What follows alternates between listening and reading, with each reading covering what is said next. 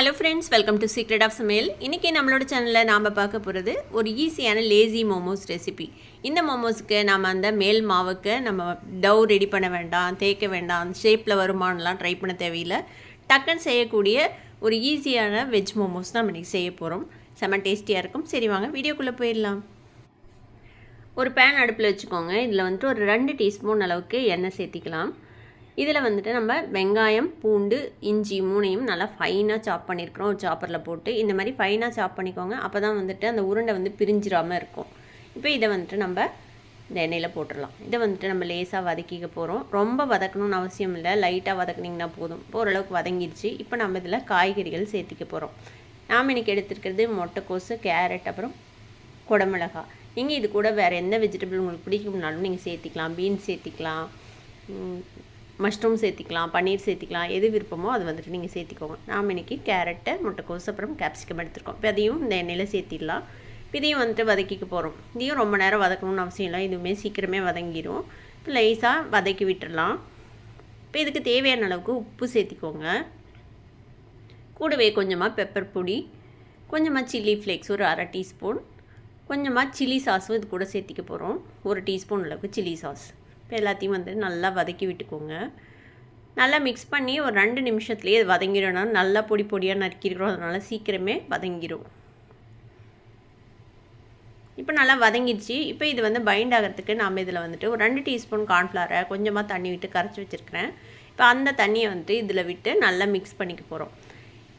இது வந்து நம்ம அப்படியே உருண்டை பிடிச்சினா நம்ம அந்த ஷீட் ரெடி பண்ணாமல் செய்ய போகிறோம். அதனால் இது கண்டிப்பாக ஊற்றணும். அப்போ தான் வந்துட்டு அது வந்து அந்த ஷேப் வந்து ஹோல்டு பண்ணும், இல்லைன்னா வந்து பிரிஞ்சு போயிடும். இப்போ வந்து நல்லா வதக்கி விட்டுக்கோங்க. எல்லா பக்கமும் நல்லா ஈவனாக மிக்ஸ் ஆகிற மாதிரி மிக்ஸ் பண்ணி விட்டு நம்ம அடுப்பை ஆஃப் பண்ணிட வேண்டியதுதான். அந்த ஃபில்லிங் ஆறக்குள்ளே நம்ம வந்துட்டு இதுக்கான சட்னி ரெடி பண்ணிடலாம். இதுக்கு ஒரு பேன் அடுப்பில் வச்சுருக்கிறேன். இது இன்னும் அடுப்பு பற்ற வைக்கல, நான் சும்மா தான் வச்சுருக்கிறேன். இதில் 1 டீஸ்பூன் எண்ணெய் விட்டுக்கோங்க. கூடவே ஒரு 2 மீடியம் சைஸ் தக்காளியை இந்த மாதிரி ரஃபாக சாப் பண்ணி வச்சுருக்கேன். ஒரு 4 குட்டி பூண்டு, 2 வரமிளகா, ஒரு 3 காஷ்மீர் சில்லி எடுத்துருக்கிறேன். இப்போ இதை வந்துட்டு நம்ம இந்த வடைச்சட்டியில் சேர்த்திக்கலாம். இது கூடவே வந்துட்டு ஒரு 1/2 டம்ளர் தண்ணி சேர்த்திக்கலாம்.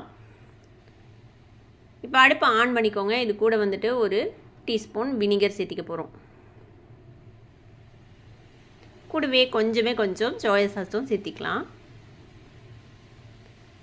இப்போ இதை வந்துட்டு நம்ம நல்லா வேக வச்சுக்க போகிறோம். ஒரு 10 நிமிஷம் இது வந்துட்டு நல்லா வேகட்டும்.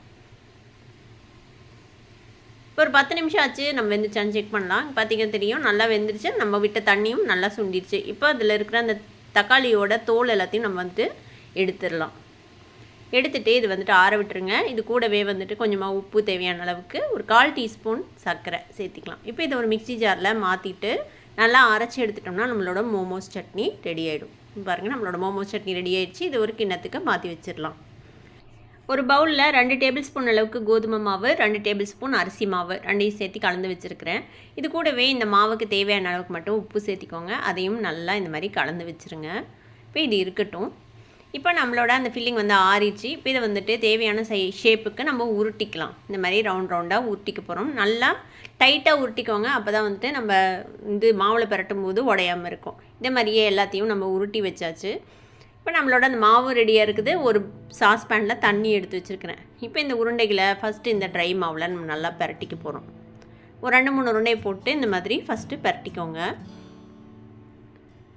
இந்த மாதிரி நல்லா கோட் ஆனதுக்கப்புறம் இந்த மாதிரி ஒரு ஓட்டக்கரண்டியில் வச்சு இந்த தண்ணியில் வந்துட்டு நம்ம டிப் பண்ணிக்க போகிறோம். தண்ணியில் நல்லா நனைச்சிக்கணும். இதை ஃபுல்லாக எல்லா பக்கமும் நனையிற மாதிரி நல்லா நனைச்சி எடுத்துக்கலாம். எடுத்துகிட்டு திரும்பவும் இந்த மாவில் போட்டு நல்லா பரட்டிக்க போகிறோம். எல்லா பக்கமும் நல்லா கோட்டாகிற மாதிரி இதே மாதிரி 3 தடவை திரும்பி செய்யணும். அப்போனா அந்த ஷீட் மாதிரி ஒரு சர்ஃபேஸ் வந்து இந்த உருண்டைகளுக்கு மேலே வந்துட்டு ஃபார்ம் ஆயிரும்.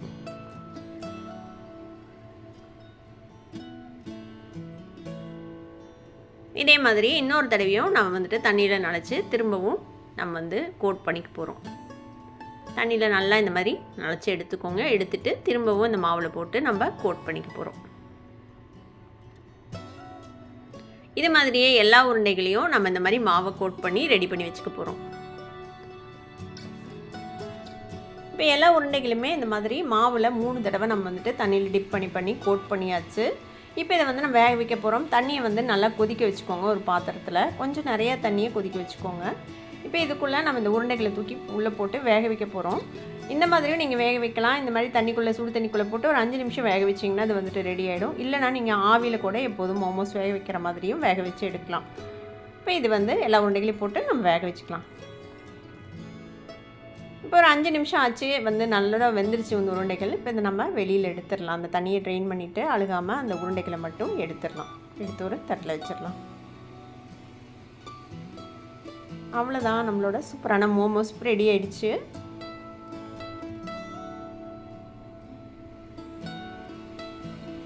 இந்த மாதிரி ஒரு தடவை லேசி மோமோஸ் செஞ்சு பாருங்கள். ரொம்ப ஈஸியாக மோமோஸ் செய்யலாம். வீட்லேயே ட்ரை பண்ணி பார்த்துட்டு எப்படி இருந்தது அப்படின்னு எனக்கு கமெண்ட்ஸில் ஃபீட்பேக் கொடுங்க. இந்த வீடியோ உங்களுக்கு பிடிச்சிருந்தா சப்ஸ்கிரைப் பண்ணுங்கள். பக்கத்தில் இருக்கிற பெல் ஐக்கானை கிளிக் பண்ணுங்கள். அப்போ தான் ஃபியூச்சர் நோட்டிஃபிகேஷன்ஸ் உங்களுக்கு உடனே வந்து சேரும். லைக் பண்ணுங்கள், ஷேர் பண்ணுங்கள். தேங்க்யூ ஃபார் வாட்சிங் திஸ் வீடியோ. Bye by.